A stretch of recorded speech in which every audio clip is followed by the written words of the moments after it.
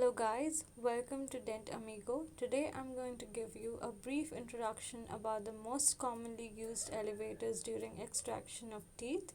This video will particularly help you in identifying spotters, performing various dental extractions. Let's first learn about the different parts of an elevator.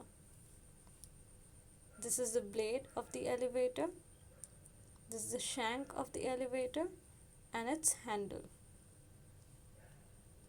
Now if we categorize these elevators into three types, the first one will be the straight or gouge type, the second one will be the triangular type, and the third one will be the pickup type.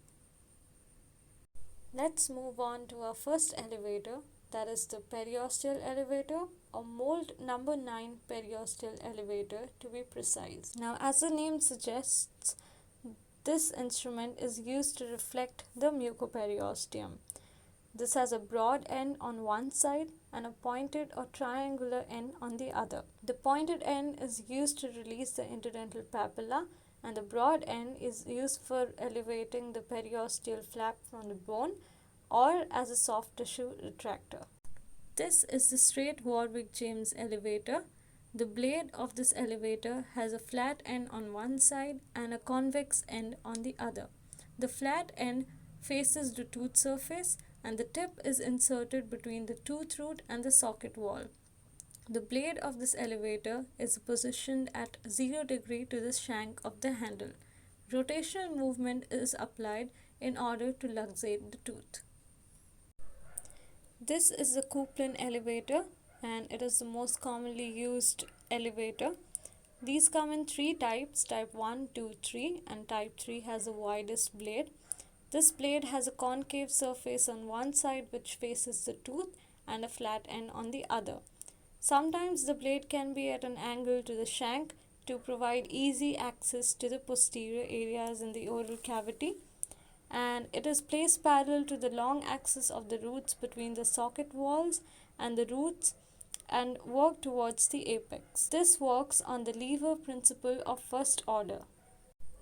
This is the London Hospital root elevator, which has a flat serrated end on one side which faces the tooth surface and a convex end on the other. It is used to remove root tips. Next we move on to our Cryer's elevator, which is a straight kind of elevator with a triangular blade. They come in pairs for mesial and distal roots. The working tip is angulated with one convex and another flat surface. The flat surface is the working side and it is based on lever and wedge principle. For extractions of root stumps, it is used for extraction of root stumps of mandibular molars when one root is removed and the other is to be removed, or when both the roots are present but one is fractured at a lower level than the other, or when the bifurcation is intact.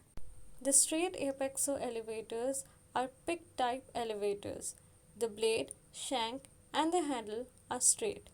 They are used to luxate and elevate fractured apical thirds of maxillary anterior teeth by wedging action along the side of the root surface. They act on lever and wedge principle.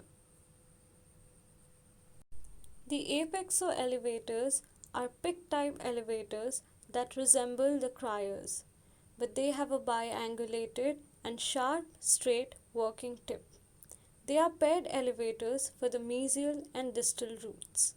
Their uses and work principles are same for the Cryer elevator. They can also be used to remove the maxillary root stumps. They are first used as a wedge to dislodge the root tip and then as a lever to remove it from the socket. The Winter Cryer's elevator is a crossbar type of elevator and the shank is at right angle to the handle. It is used for extraction of mandibular molar roots, but care should be taken to not fracture the body of the mandible. The hockey stick or London Hospital elevator has a flat angulated surface and has transverse serrations on it for better contact with the root stump. It works on the lever and wedge principles.